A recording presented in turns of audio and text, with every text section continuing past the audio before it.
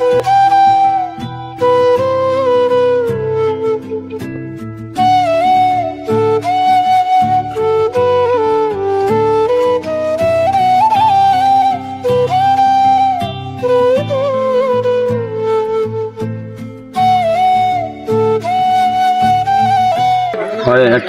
guys, Assalamualaikum. I'm Muhammad Shahjat Noor and welcome to my another vlog.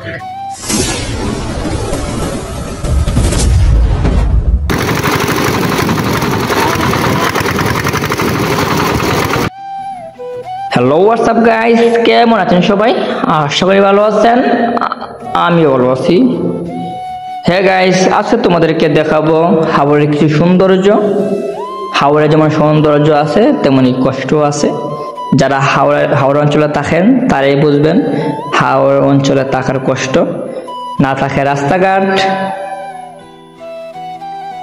তারপর বন্যা আসলে গড়ে চলে যায় পানির তলে।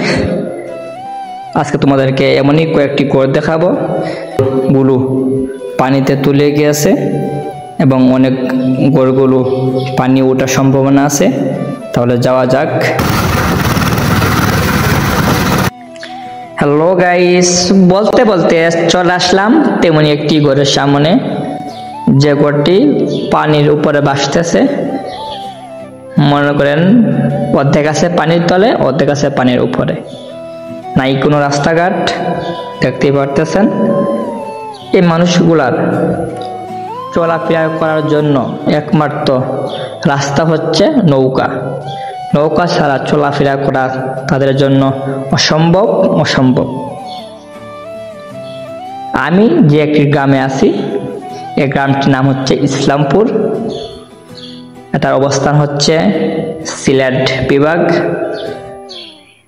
সুনামগঞ্জ জেলা, উপজেলা হচ্ছে শান্তিগঞ্জ এবং দুর্গাপাশা ইউনিয়ন 1 নং ওয়ার্ড। এটা হচ্ছে ইসলামপুর গ্রাম।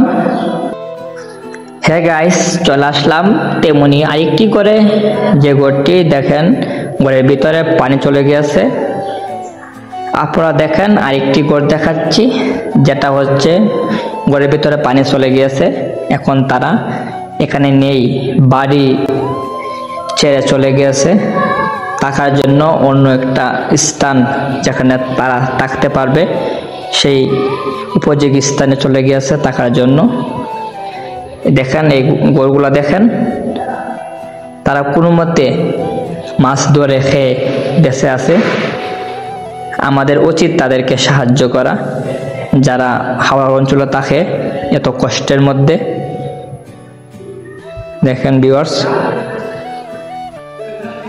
দেখেন বন্যার কারণে গড়ে পানি আসার কারণে হাঁস গড়ে ঢুকে গিয়েছে।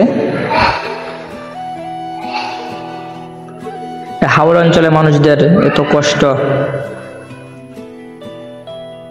যারা শহরে থাকেন অবশ্যই হাওড়ে আসবেন, হাওড় দেখবেন। হাওড়ে যেমন সৌন্দর্য আছে তেমনি কষ্টের অনেক জিনিস দেখার আছে।